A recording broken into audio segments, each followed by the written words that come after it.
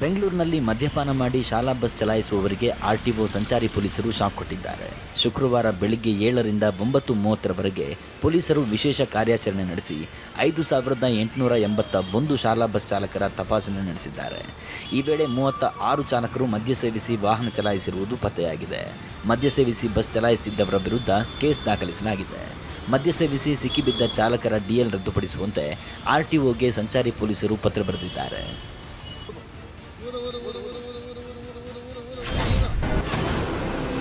ಕಲಬುರಗಿ ಜಿಲ್ಲೆಯ ಆಳಂದದಲ್ಲಿ ನಡೆದಿದೆ ಎನ್ನಲಾದ ಮತಗಳ್ಳತನದ ಕಹಾನಿ ಬಗ್ಗದಷ್ಟು ಬಯಲಾಗುತ್ತಿದೆ.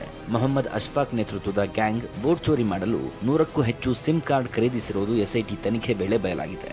ಅಲ್ಲದೆ ಆಳಂದ ಸುತ್ತಮುತ್ತಲಿನ ಕೋಳಿ ಫಾರಂ ಕೆಲಸಗಾರರ ನಂಬರ್ ದುರ್ಬಳಕೆ ಮಾಡಿಕೊಂಡಿದ್ದಾರೆ.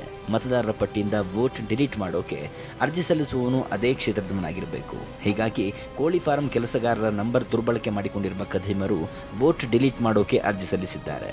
ಒಟ್ಟು 6,018 ಮತಗಳ ಬಗ್ಗೆ ಆರೋಪಿಗಳು ಯತ್ನಿಸಿದ್ದಾರೆ.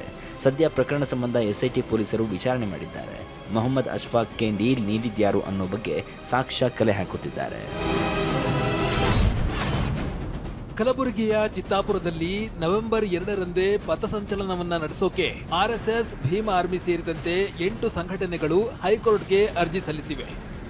ಆರ್ಎಸ್ಎಸ್, ಭೀಮ್ ಆರ್ಮಿ ಸೇರಿದಂತೆ 8 ಸಂಘಟನೆಗಳಿಂದ ಹೈಕೋರ್ಟ್ಗೆ ಪಥಸಂಚಲನಕ್ಕೆ ಅವಕಾಶ ಕೋರಿ ಅರ್ಜಿ ಸಲ್ಲಿಸಲಾಗಿದೆ.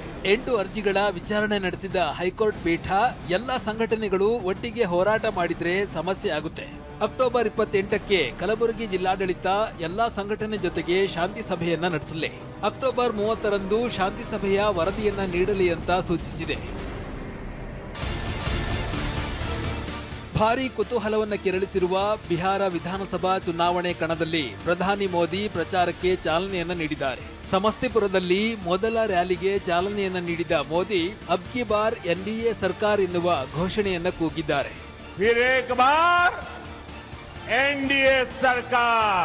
ರ್ಯಾಲಿಯಲ್ಲಿ ಭಾಷಣ ಮಾಡಿದ ಮೋದಿ ಬಿಹಾರದಲ್ಲಿ ಸಾಮಾಜಿಕವಾಗಿ ಹಿಂದುಳಿದ ವರ್ಗಕ್ಕಾಗಿ ಎನ್ಡಿಎ ಸರ್ಕಾರ ಪ್ರಗತಿಪರ ಸುಧಾರಣೆಗಳನ್ನ ತಂದಿದೆ. ಸಾಮಾಜಿಕ ನ್ಯಾಯ, ಸಮಾನ ಅವಕಾಶ, ಸಬಲೀಕರಣದ ಪರ ಕೆಲಸ ಮಾಡ್ತಾ ಇದೆ ಅಂತ ಮೋದಿ ಮತಬೇಟೆಯಾಡಿದ್ದಾರೆ. ಮೆಟ್ರೋ ಪ್ರಯಾಣಿಕರಿಗೆ ಬಿಎಂಆರ್ಸಿಎಲ್ ಗುಡ್ ನ್ಯೂಸ್ ಕೊಟ್ಟಿದೆ. ತುಮಕೂರಿನವರೆಗೆ ನಮ್ಮ ಮೆಟ್ರೋ ಸೇವೆ ವಿಸ್ತರಿಸುವುದಕ್ಕೆ ಬಿಎಂಆರ್ಸಿಎಲ್ ಮುಂದಾಗಿದೆ. 4ನೇ ಹಂತದಲ್ಲಿ 236 ಕಿಲೋಮೀಟರ್ ಮೆಟ್ರೋ ವಿಸ್ತರಣೆಗೆ ಪ್ಲಾನ್ ಮಾಡಲಾಗಿದೆ. ಈ ಬಗ್ಗೆ ಸರ್ಕಾರಕ್ಕೆ ವರದಿ ಸಲ್ಲಿಸಲಿದ್ದು, ಗ್ರೀನ್ ಸಿಗ್ನಲ್ ಸಿಗ್ತಾ ಇದ್ದಂತೆ ಕೇಂದ್ರಕ್ಕೆ ಡಿಪಿಆರ್ ಕಳಿಸುವುದಕ್ಕೆ ಸಿದ್ಧತೆ ನಡೆದಿದೆ. ಮೈಸೂರಿನಲ್ಲಿ ಭ್ರೂಣ ಪತ್ತೆ ಹಾಗೂ ಹತ್ಯೆ ಕೇಸ್ನ 5 ಆರೋಪಿಗಳನ್ನ ನವೆಂಬರ್ 4ರವರೆಗೆ ನ್ಯಾಯಾಂಗ ಬಂಧನಕ್ಕೆ ಒಪ್ಪಿಸಲಾಗಿದೆ. ಆರೋಪಿಗಳನ್ನ ಮೈಸೂರು ಕೇಂದ್ರ ಕಾರಾಗೃಹಕ್ಕೆ ಶಿಫ್ಟ್ ಮಾಡಲಾಗಿದೆ. ಇನ್ನು ವಿಚಾರಣೆ ವೇಳೆ ಶ್ಯಾಮಲಾ ಮೌನಕ್ಕೆ ಶರಣಾಗಿದ್ದಾಳೆ. ತಲೆಮರೆಸಿಕೊಂಡಿರುವ ಆರೋಪಿಗಳ ಹುಡುಕಾಟ ಮುಂದುವರೆದಿದೆ. ಅಮೆರಿಕ ಅಧ್ಯಕ್ಷ ಟ್ರಂಪ್ ಮನವಿ ಮೇರೆಗೆ ಭಾರತ ಸರ್ಕಾರ ರಷ್ಯಾದಿಂದ ತೈಲ ಆಮದನ್ನು ಕಡಿಮೆ ಮಾಡಲು ಆರಂಭಿಸಿದೆ. ಹೀಗಂತ ವೈಟ್ ಹೌಸ್ನ ಪತ್ರಿಕಾ ಕಾರ್ಯದರ್ಶಿ ಕ್ಯಾರೋಲಿನ್ ಲಿವಿಟ್ ಮಾಹಿತಿ ನೀಡಿದ್ದಾರೆ. ಚೀನಾ ರಷ್ಯಾದಿಂದ ತೈಲ ಆಮದು ಕಡಿಮೆಗೊಳಿಸುತ್ತಿದೆ ಎಂಬ ಸುದ್ದಿ ಗಮನಿಸಿದ್ದೇವೆ. ಅಧ್ಯಕ್ಷರ ಮನವಿ ಮೇರೆಗೆ ಭಾರತವು ಅದೇ ದಾರಿಯಲ್ಲಿ ಸಾಗುತ್ತಿದೆ ಅನ್ನೋದು ತಿಳಿದಿದೆ ಎಂದಿದ್ದಾರೆ.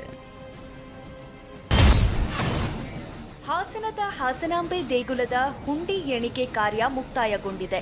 ಈ ಬಾರಿ ಬರೋಬ್ಬರಿ 3,68,12,275 ರೂಪಾಯಿ ಸಂಗ್ರಹವಾಗಿದೆ.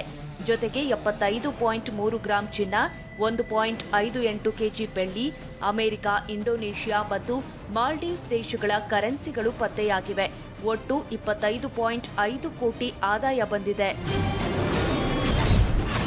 ವಾಯು ಮಾಲಿನ್ಯ ಹೆಚ್ಚಳವಾದ ಬೆನ್ನಲ್ಲೇ ದೆಹಲಿ ಸರ್ಕಾರ ಮೋಡ ಬಿತ್ತನೆಗೆ ಮುಂದಾಗಿದೆ.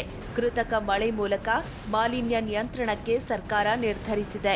ಅಕ್ಟೋಬರ್ 29ರಂದು ಮೋಡ ಬಿತ್ತನೆಗೆ ಮುಹೂರ್ತ ಫಿಕ್ಸ್ ಮಾಡಿದೆ.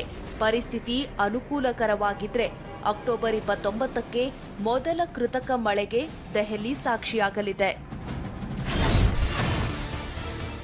ಕ್ಯಾಲ್ಸಿಯಂ ಕಾರ್ಬೈಡ್ ಬಂದೂಕುಗಳ ಮಾರಾಟ ನಿಷೇಧಿಸುವಂತೆ ಮಧ್ಯಪ್ರದೇಶ ಸರ್ಕಾರ ಆದೇಶಿಸಿದೆ.